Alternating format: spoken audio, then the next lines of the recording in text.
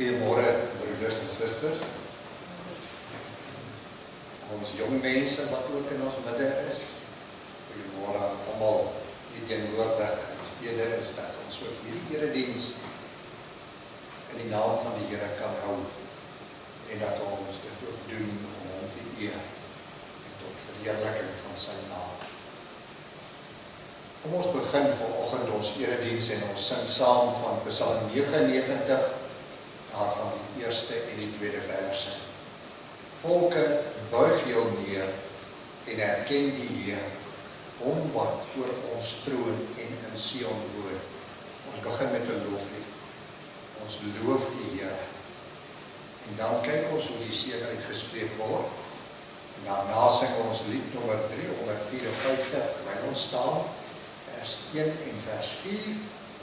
O Christus ons verlange, U het ons heil gebring. Dit is die eerste Sondag van Advent en ons begin dink aan Kersfees en aan die koms van Here Jesus Christus waar hy gebore is as mens op die aarde en met dit in gedagte wil ons ook vir Christus loof in ons lofgesange.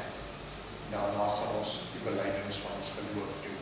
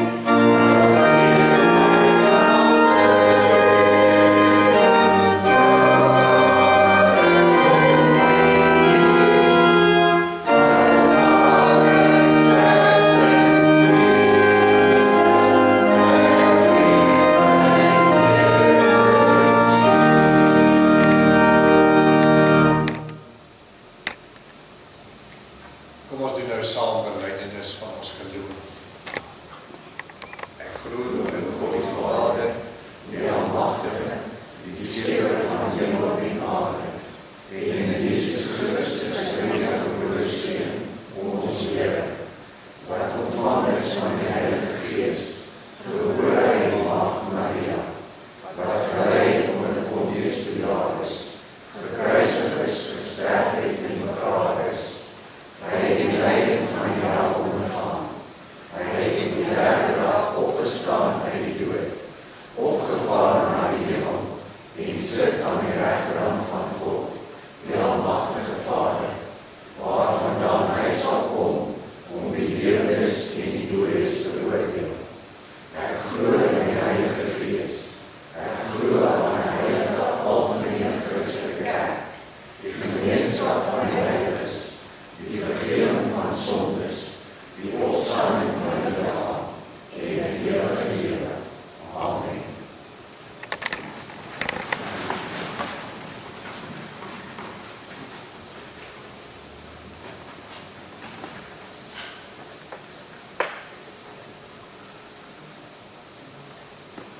Liefdes, ek gaan vir u lees uit die wet van die Here. Ons doen dit in dankbaarheid. Die Here het vir ons geloof gegee, en as ons geloof het, dan wil ons ook dit doen wat hy van ons verwag. Wat verwag die Here van ons? Ek lees vir jy uit Deuteronomium hoofstuk 5. Moses het die hele volk bymekaar geroep en vir hulle gesê: Israeliete, luister na die voorskrifte en die bepalings wat ek vandag hier in julle teenwoordigheid aankondig. Julle moet dit leer, dit gehoorsaam en daarvolgens lewe. Die Here ons God het by Horeb 'n verbond met ons gesluit. Dit is nie ons voorvaders met wie hy hierdie verbond gesluit het nie, maar ons almal wat hier is en nou lewe. Die Here het gesê: Ek is die Here jou God, wat jou uit Egipte in die plek van slawerny bevry het. Jy mag naas my geen ander gode hê nie. Jy mag nie vir jou 'n beeld of enige afbeelding maak van wat in die hemel daarbo, of op die aarde hieronder, of in die water onder die aarde is nie. Jy mag hulle nie vereer of dien nie. Want ek, die Here jou God, hy is onverdeelde trou aan my. Ek reken kinders die sondes van hulle vaders toe, selfs tot in die derde en die vierde geslag van die wat my haat. Maar ek betoon my liefde tot aan die 1000ste geslag van die wat my lief het, en my gebooie gehoorsaam.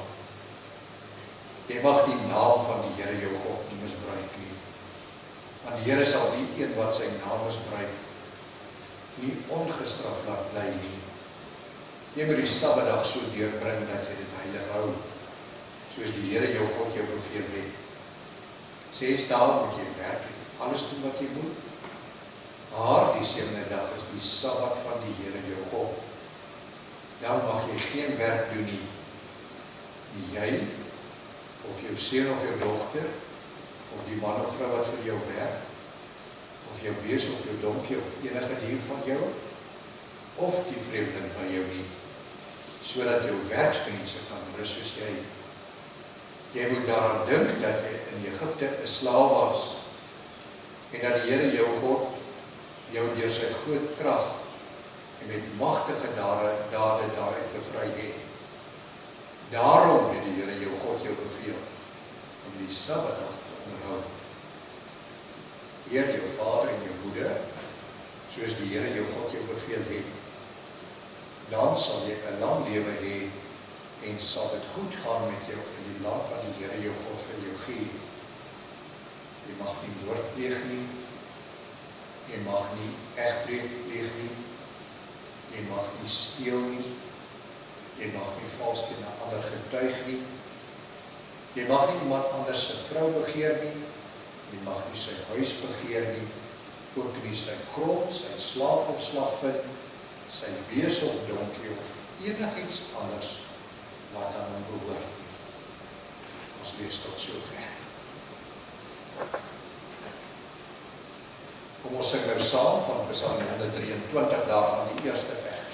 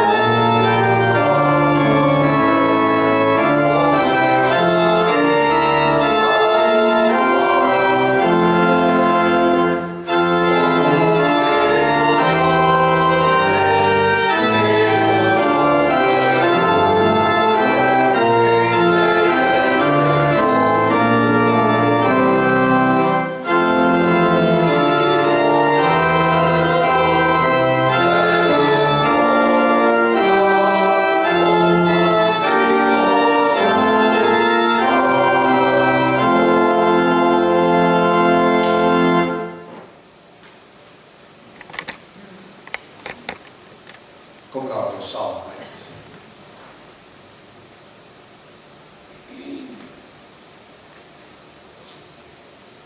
Ewige, alomteenwoordige God en Hemelse Vader. Voor U buig ons hoofde. U wat die skepper van die hemel en die aarde is. Aan U bring ons die dank. Ons bring lof aan U, Here. Ons wil U naam goed maak en U prys. Ons kom hier saam in dankbaarheid. Dankbaarheid omdat U alles op hierdie aarde versorg en onderhou. So kyk U ook na elkeen van ons. U gee vir ons krag. U skenk vir ons genade. U liefde, Here, kan ons met niks meet nie. Want U liefde is meer as enigiets wat ons kan ontvang. Ons loof en ons prys U naam. Ons eer U, Here. Ons dank U dat ons vanoggend U kan aanbid. Of ons hier in die kerk is, en of ons by die huis is.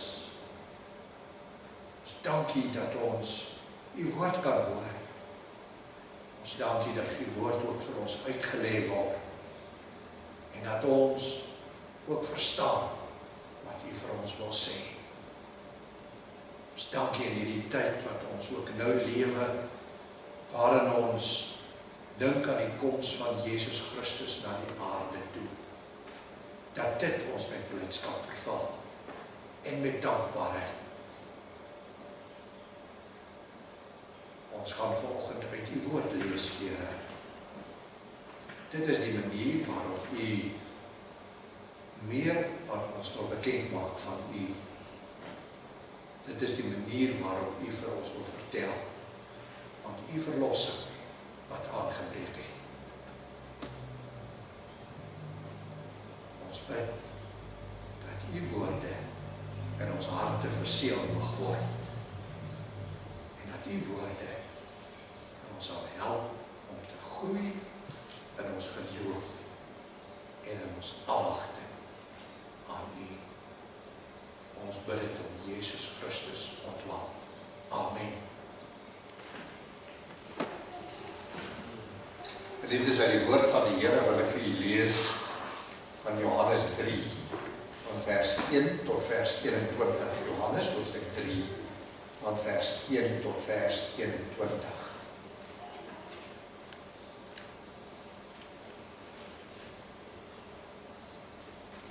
Die gedeelte gaan oor Johannes of Jesus en Nicodemus.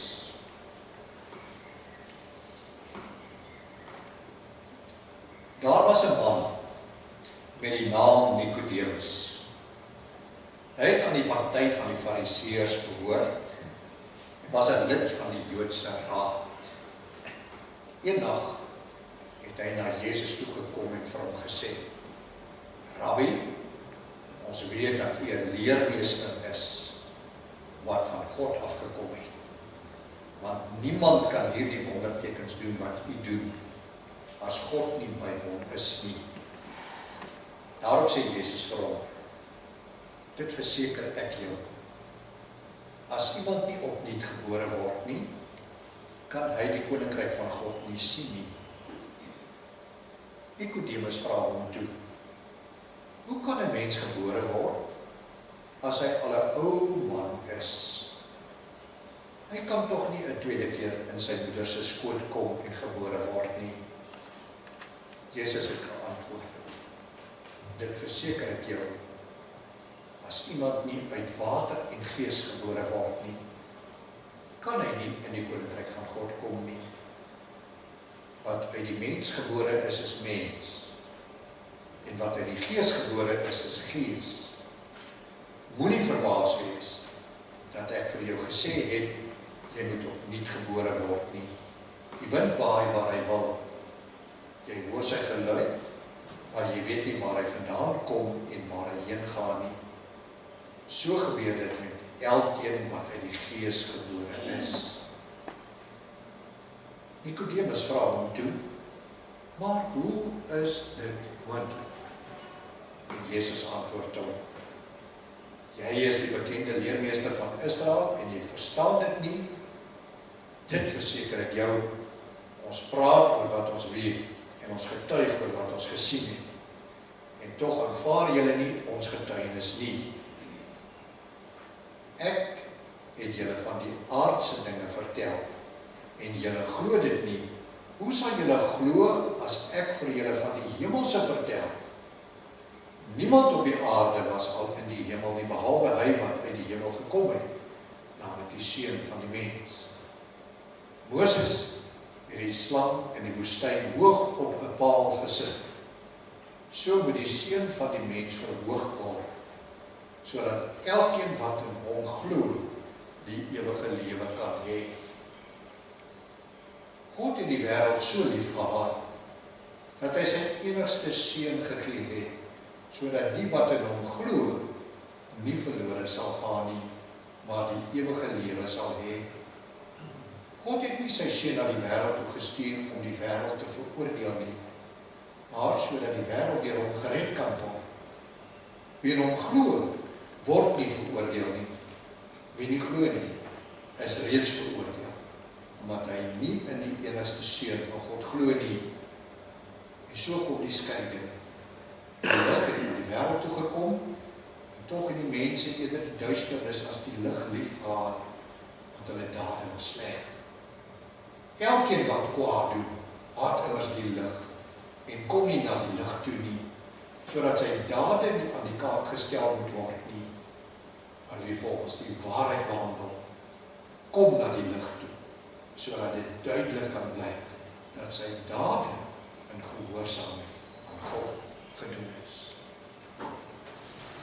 Geliefdes, hierdie gedeelte kan mens sekerlik 'n paar verse vat, wat as fokusverse kan dien. Ek dink maar net aan die wedergeboorte wat Jesus Christus met Nikodemus bespreek in die begin, dat dit uit die Gees uit is, en dat dit waai soos 'n wind, wat ons nie weet waar die begin en die einde is nie.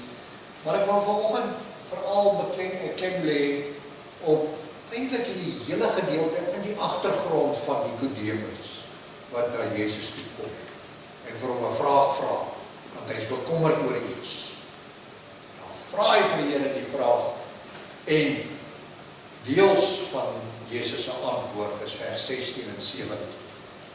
God het die wêreld so lief gehad, dat hy sy enigste Seun gegee het, sodat die wat in hom glo nie verlore sal gaan nie, maar die ewige lewe sal hê. En vers 17, God het nie sy Seun na die wêreld toe gestuur, om die wêreld te veroordeel nie, maar sodat die wêreld deur hom gered kan word. En in daai vers is daar iets van 'n kersboodskap vir elkeen van ons in opgesluit.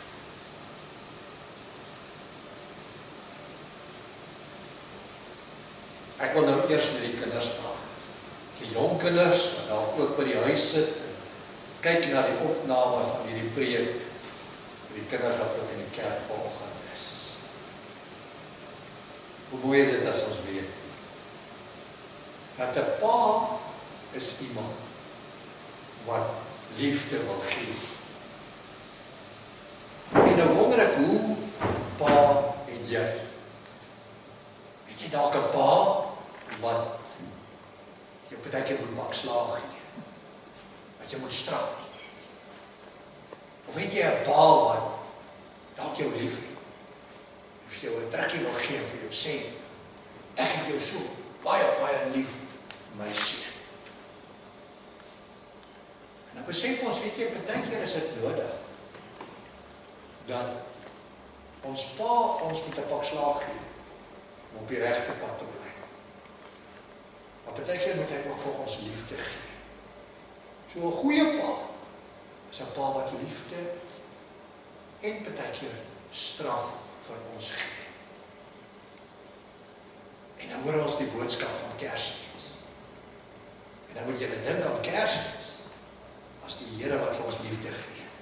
Dit is wat ons vanoggend in hierdie gedeeltjie uit die Bybel uitloop.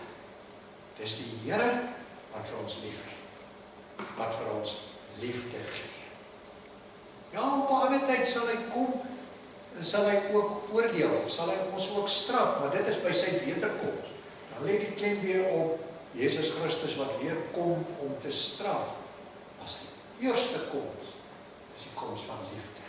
En dit is waarop ons ook aan Kersfees kan dink as God, wat lief is vir die wêreld, wat lief is vir jou, wat vir jou 'n drukkie wil gee, wat vir jou soos 'n goeie pa net liefde wil gee. Baie dankie. Kom ons sing as gemeente saam. Lied nommer 253, daar van die eerste vers.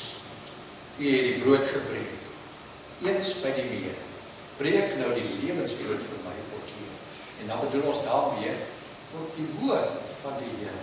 Dat hy dit vir ons oopbreek, sodat ons dit kan verstaan, sodat ons dit kan eet en versadig kan word. Kom ons sing dit saam.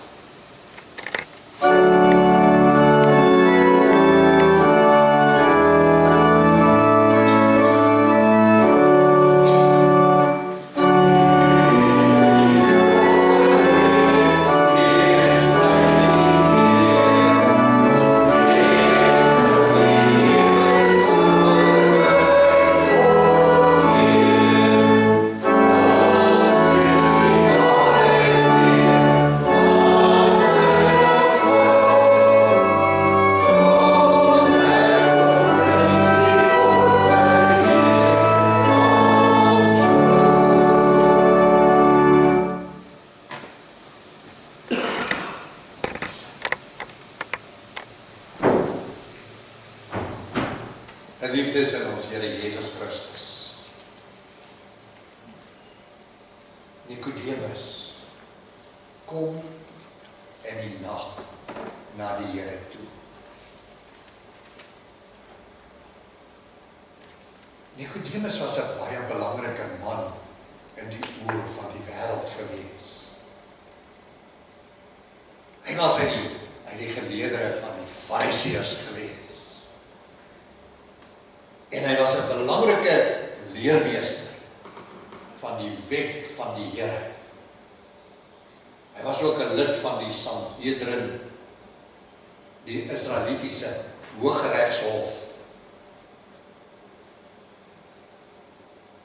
Hy was 'n edelman gewees, 'n gerespekteerde en 'n ryk man.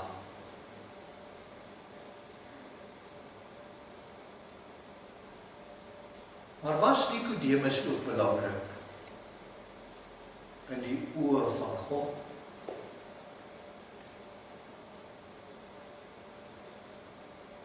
Nikodemus het 'n groot bekommernis in sy lewe gehad. Hy was bekommerd omdat hy nie geweet het of hy regtig gered was. Hy was bekommerd omdat hy bang was dat hy God nie goed genoeg geken het nie. En dat die sonde in sy lewe nie vergewe is nie. Hy was bekommerd omdat hy bang was dat sy goeie werke nie meer was as sy slegte dinge wat hy gedoen het.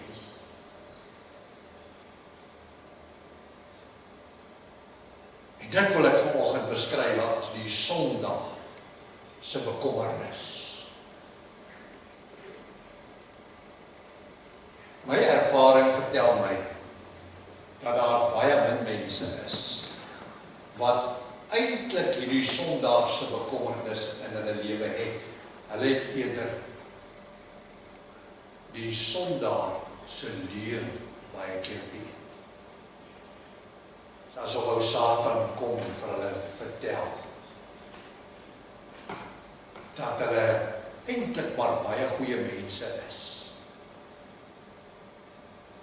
Dat hulle goed wat hulle doen eintlik meer is as die kwaad wat hulle doen. En daarom kan hulle ook eendag hemel toe gaan.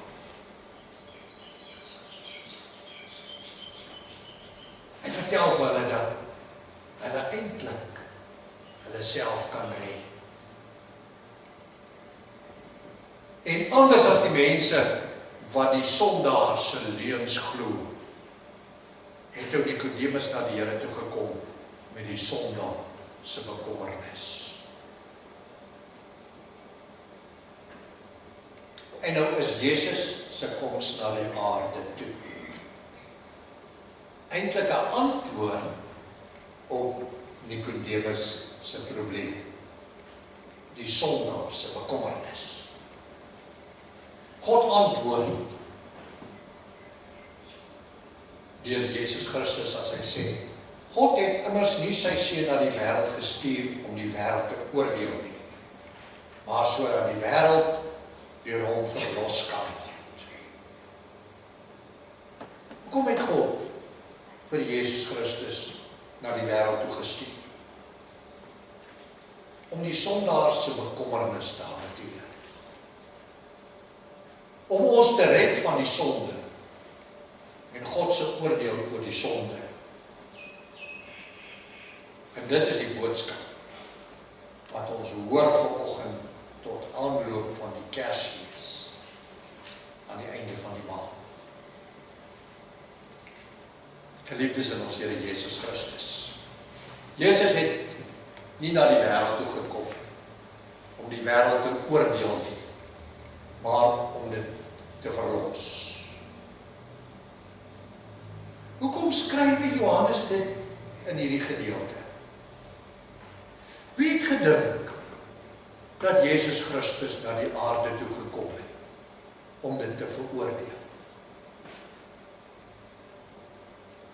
Die Fariseërs en die Jode het in daardie tyd so gedink.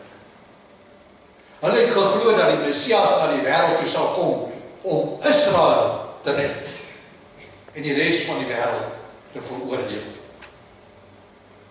Hulle het geglo dat Jesus Christus sal kom om die wêreld te straf van godslastering. Hy sal hulle straf vir al die afgodsdienaars en die afgoderry. Hy sal hulle oordeel omdat hulle Israel verkeerd hanteer het. Hulle het geglo God haat eintlik die wêreld, maar hy het die Israeliete lief. Maar God het Jesus Christus na die wêreld toe gestuur om sonde te red, om mense van hulle sonde te red, om die wêreld van hulle sonde te red. Want die wêreld word nie eintlik bedoel met mense van die wêreld. Volgende keer as Jesus Christus weer na die aarde toe sou kom, dan sal hy kom om te veroordeel. Dan sal hy kom om te straf by sy wederkoms. Maar nou kom hy na die wêreld toe om die wêreld te red, nie om te oordeel. Die sondaar word gered van oordeel, van die toorn van God oor die sonde. Die sondaar word gered van verdoemenis. Die sondaar word gered om 'n lewe te kan hê, die ewige lewe, die lewe by die Here. Jesus Christus se koms na die aarde wys hoe groot die liefde van God is vir die wêreld. Die boodskap van Kerstyd is dat God nie die wêreld haat nie, maar sy liefde vir die wêreld gewys het. Hy het dit gewys toe hy sy seun na die wêreld toe gestuur het. En dit was eintlik die teenoorgestelde as die boodskap wat Nikodemus verwag het om te hoor. Want hy het gedink, God haat eintlik die wêreld. geliefdes, die liefde van God vir die wêreld beteken nie dat almal gered word. Daar is baie mense wat nie besef dat God se liefde vir die wêreld nie beteken dat hy nou elkeen gaan red in hierdie wêreld nie. Iets van 'n algemene versoening aan die hele wêreld nie. Kyk mooi na wat in ons fokusvers staan. Lees 'n bietjie saam met my. Sodat elkeen wat in hom glo, nie verlore sal gaan nie, maar die ewige lewe sal hê. Sodat elkeen wat in hom glo. En daardie geloof het Jesus 'n bietjie vroeër in dieselfde deel aan Nikodemus eintlik verduidelik as die Heilige Gees wat in 'n mens se hart begin werk, as jou wedergeboorte. En dat jy begin reageer, en jou reaksie is geloof. So elkeen wat glo, daar staan nie verniet in Efesiërs 2 vers 8 dan, want uit genade is julle verlos. En dan weer die klem, deur geloof. Ook hierdie antwoord was 'n antwoord wat ou Nikodemus eintlik nie verwag het nie. Dit kom ook as 'n skok na hom toe. As 'n fariseer wou hy geweet het, wat het hy nodig om gered te word? Wat het hy nodig om sekerheid oor sy verlossing te hê? Om reg te wees voor die Here? Hy het gewonder, as die wetgeleerde, is daar nie ergens nog 'n wet wat hy gemis het? Moet daar nie nog 'n wet, iets anders behalwe Nikodemus, jy glo en vertrou. Die antwoord van Jesus Christus is nie uitpas met wat in die res van die Bybel ook staan. In Genesis 15 vers 6 staan daar oor Abraham geskrywe. Hy het die Here geglo en hy, die Here, het dit hom tot geregtigheid toegereken. Dit was goed so. Gaan maar na die Nuwe Testament toe, as ons in Hebreërs 11 lees van al die geloofshelde van die Ou Testament, word daar van geloof gepraat. Hulle het gelewe in geloof, hulle het baie keer die dinge gesien, maar hulle het geglo, en God het dit vir hulle as goed toegereken. Nikodemus kom na die Here toe, omdat hy bekommerd is, en vrede, hoop en blydskap wil hê. Hy wil vergifnis en sekerheid hê. En Jesus sê vir hom, glo. Mens kan amper die verbasing op Nikodemus se gesig lees. Jesus beteken dit dat 'n Griek met hulle veel goedendom ook verlos kan word. Beteken dit dat hierdie wrede Romeinse soldate verlos kan word? Of beteken dit dat 'n tollenaar soos Saggeus, wat oneerlik was, gered kan word? Beteken dit dat prostituie en soldate en mense wat met dooie liggame werk, onrein is, dat hulle gered kan word? Jesus se antwoord dring deur tot die hart van 'n mens. Glo, jy sal gered word. Die ewige lewe word gegee aan mense wat glo, nie aan Jode alleen nie. Dit is maklik om te glo dat ons, wat hier in die kerk sit, en ons familie, en dat al die gelowiges wat ons ken gered sal word. Maar wat van hulle wat nie soos ons dink nie? Wat van hulle wat op 'n ander manier aanbid as wat ons aanbid? Wat van hulle wat op 'n ander manier lewe as wat ons lewe? Is dit nie die vraag wat ook in ons kop op 'n tydjie maal nie? Wat van hulle wat 'n ander seksuele oriëntasie het as wat ons het? Of 'n veroordeelde moordenaar is? Of wat vrouens verkrag?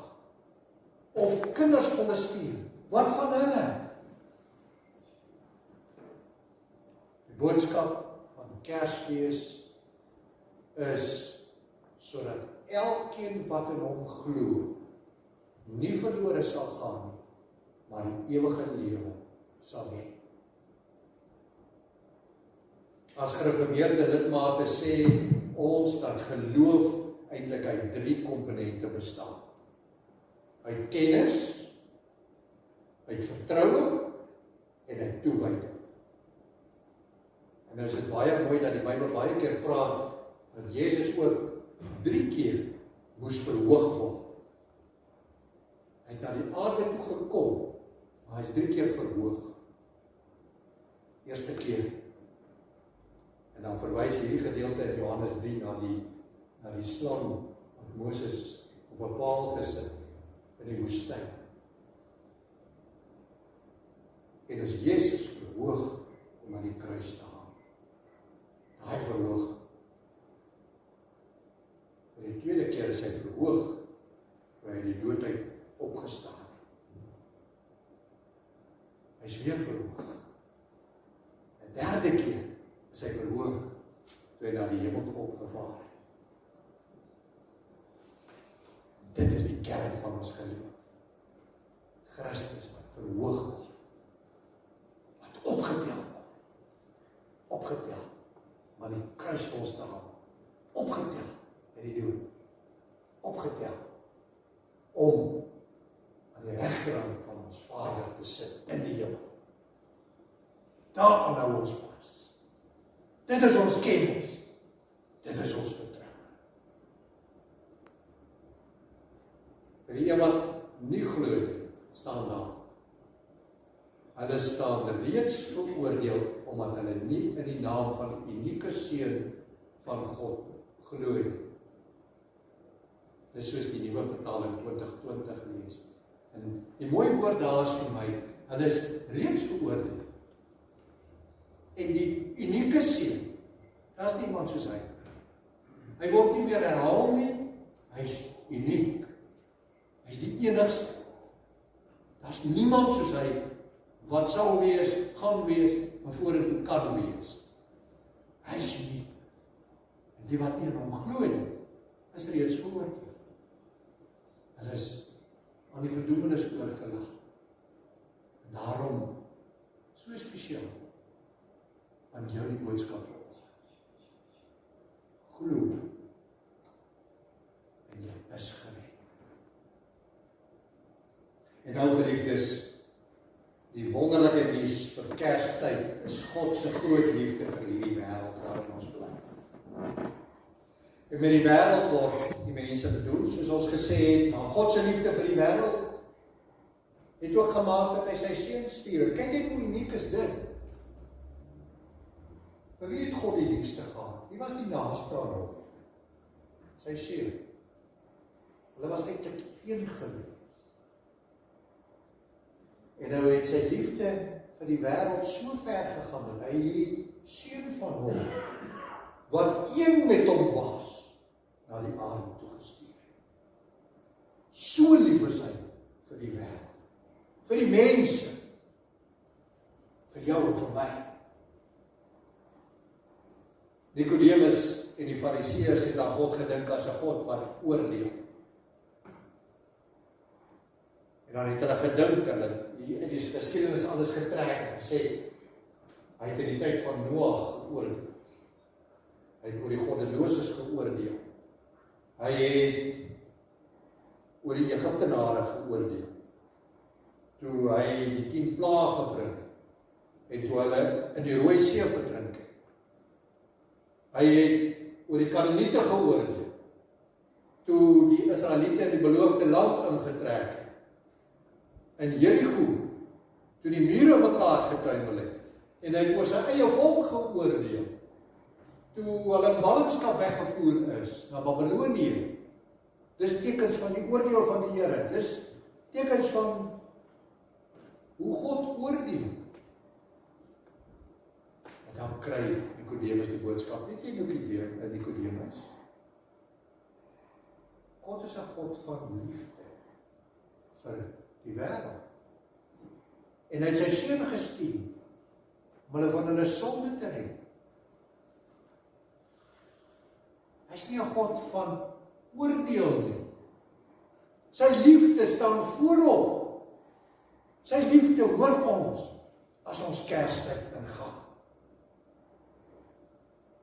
En as ou Nikodemus dalk en uitgeluister het, dan het hy nog iets anders gehoor. En ek wil dit vir u uitwys, dit is so pragtig. In die begin het ek die klem daarop gelê dat Nikodemus in die donker na die Here toe gekom het. En hy wil eintlik, hy wil 'n fariseer wees, maar hy wil ook 'n disipel van die Here wees. En daarom het hy op 'n verskeie manier na die Here toe gekom. Aan die einde van die gedeelte wat ons gelees het, praat Jesus met hom oor die lig wat moet skyn. Weet jy, daar's nie iets soos 'n geheime disipel, soos 'n geheime volgeling van die Here nie. As jy glo, as dit in jou hart vas staan, dan sal jy uitgaan en sal jy 'n lig vir die wêreld wees. Sal dit uit jou skyn, uit jou dade sal dit sigbaar word. Jy sal dit nie kan wegsteek. En dit is wat die Here vir Nikodemus antwoord, en wat die Here ook vir ons antwoord vandag. As jy glo, dan sal dit gesien word in jou optrede, in jou dade, in dit wat jy doen, in die liefde wat jy ook van God ontvang, maar in die liefde wat jy ook gee aan jou medemense. Dit is hoe ons moet lewe. Nikodemus, jy is die man wat kom met 'n sondaar se bekommernis. Jy twyfel, wat moet jy nog doen? En Jesus sê vir jou, glo. Glo vas dat hy jou sondes kom vergewe het.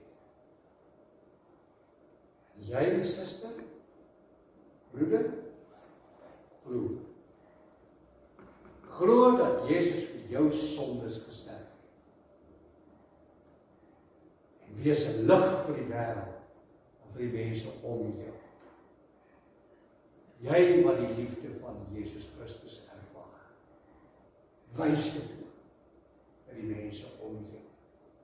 Daar is nie so iets soos 'n geheime disipel van die Here. Amen. Kom ons bid saam.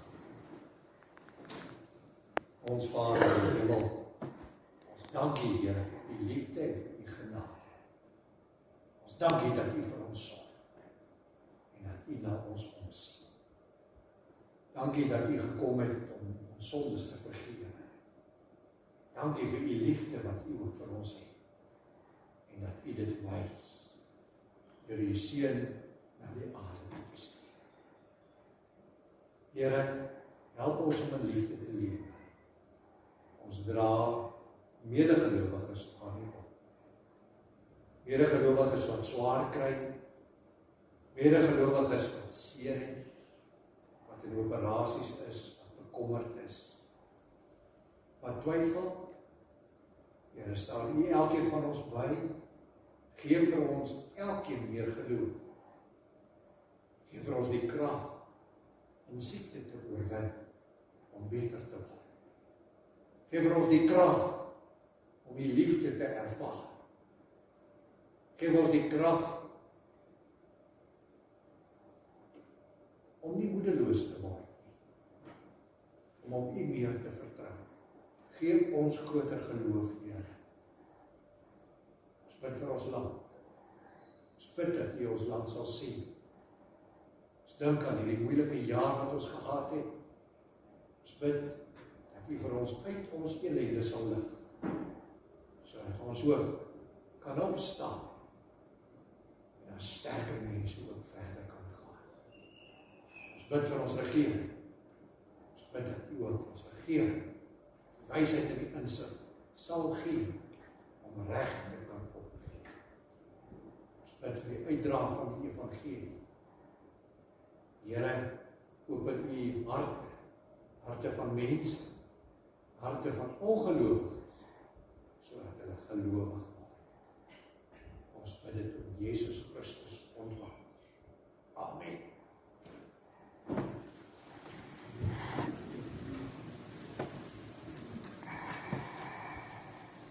Geliefdes, ons gaan nou sing van lied nummer 367, terwyl ons staan. Ere aan God in die hoogste in die borste. Lied nummer 367, ons sing dit saam. Dan gaan ons kyk hoe die seën uitgespreek word oor elkeen van ons.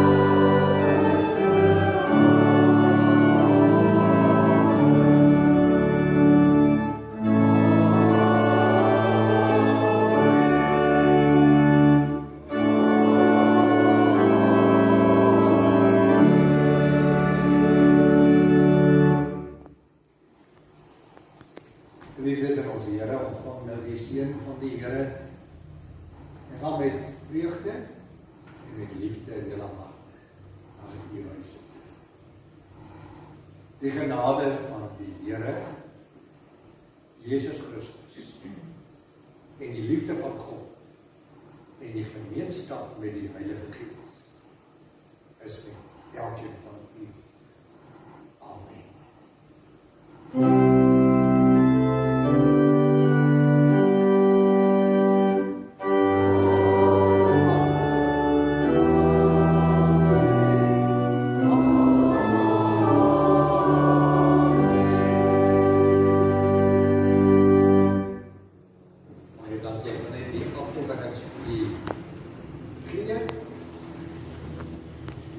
Ek wil vir Diana nou baie dankie sê. Diana, dat jy weer iemand hier vir ons kom en staan het. Dis lekker as jy speel sommer lekker fliks en vinnig. En ons gemeente is lekker saam met jou, altyd. Baie dankie vir die mooie oorspel. Die kollekte vanoggend by die deure is vir die diens van barmhartigheid en vir Expondo is die kerklike bedieningsfonds en uitbreiding en kerklike ek het dit al gesê, kerklike toerusting. So dit is waarvoor die fondse gaan. En onthou, die sakkie en die diaken se hand word gegee vir barmhartigheid. Die sakkie op die tafel, die sakkie wat daar staan, dit word vir Expondo gegee. Volgende Sondag se kollekte is vir die diens van barmhartigheid en die tweede kollekte is vir die kommuniteit. Dan ons dink aan almal wat siek en verswak en bedlend is, die wat operasies ondergaan het, word spoedige herstel ook toegewy. En dan die volgende maandag word vir die derde keer ter approbasie aan die gemeente voorgehou vir die ampt van ouderlinge. Dawie Janse van Rensburg, Kobus van der Merwe, Hein Neese, Ansel van der Linde, Karina Steyn en Martin van der Merwe. Ons het ook die naam van Elmarie van der Walt gehad, maar sy het my gebel verlede Sondag of my gevra dat ek asseblief vir haar naam ook sal afhaal. Haar ouers is op die oomblik baie siek en sy moet hulle op 'n baie spesiale manier ook versorg en dat sy nie kan opvolg op die oomblik as ouderling. Daarom het ons haar ook nou van die nablijs afgehaal. Ons wil vir Enid Strydom baie geluk wens. Sy is vandag 82 jaar oud. Enid en Louis, ons wil vir hulle geluk wens en ons bid hulle ook die seën van die Here toe. En dit is al afkondigings wat ek het. Baie dankie.